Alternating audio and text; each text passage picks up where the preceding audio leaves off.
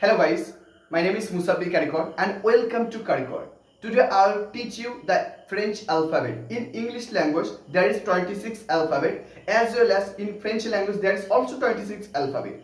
I will teach you how to write and pronunciation in French alphabet. Let's start.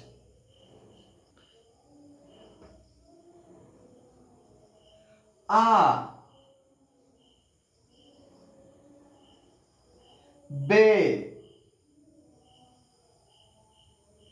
C, D,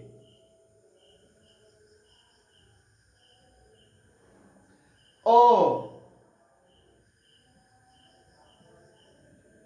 F, J, H, E, G, K, L, M, N, O, P, Q, X,